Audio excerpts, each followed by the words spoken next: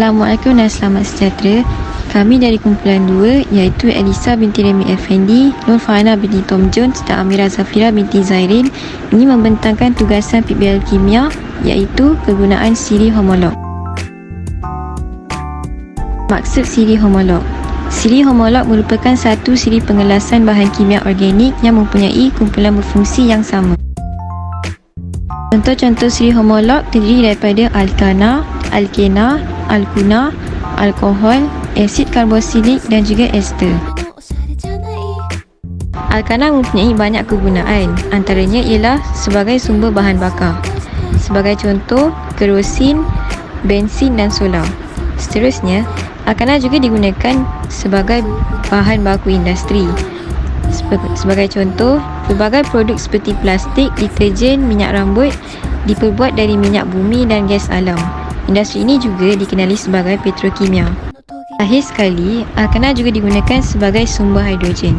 Sebagai contoh, gas alam dan gas petroleum merupakan sumber hidrogen dalam industri ini.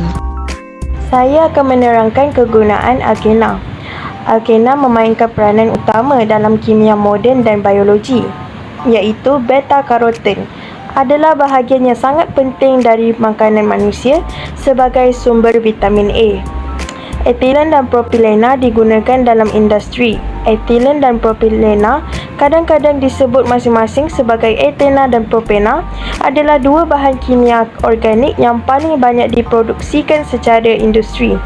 Keduanya biasanya digunakan dalam produksi bahan mentah termasuk berbagai benda yang terbuat daripada plastik. Etena merupakan bahan asli organik terpenting dalam industri kimia. Etena diproduksikan daripada berbagai jenis gas alam dan minyak mentah.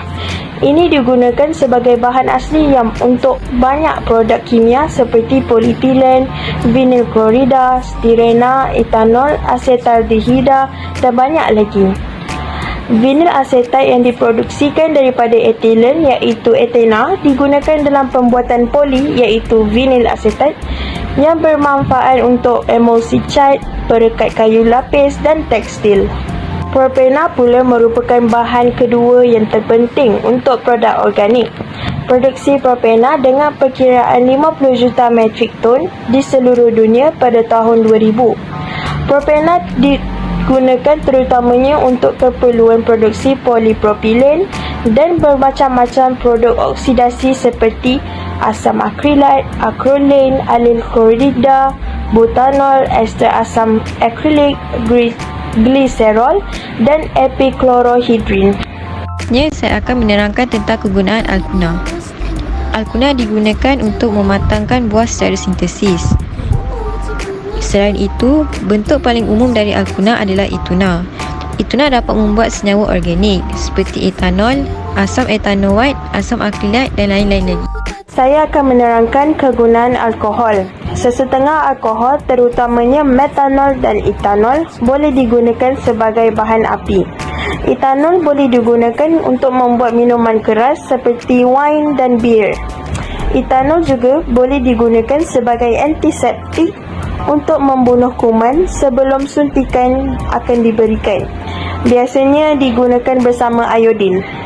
Alkohol juga boleh digunakan sebagai pelarut dalam ubat, minyak wangi dan pati tumbuh-tumbuhan seperti vanila. Alkohol juga digunakan dalam perbuatan bahan kosmetik seperti lotion bercukur, kuku varnis dan pelembap kulit. Kesan penyalahgunaan alkohol. Pengambilan alkohol berlebihan boleh mengurangkan daya ingatan, mengganggu koordinasi saraf, mengurangkan daya tahan diri dari segi fizikal dan emosi, menjadi mabuk, berisiko menghidapi penyakit seperti sirosis hati, ulcer perut dan tekanan darah tinggi, melambatkan tindakan refleks, emosi terganggu, berasa pening, muntah dan sesak nafas. Penyalahgunaan alkohol juga boleh membuatkan kita pengsan ataupun koma.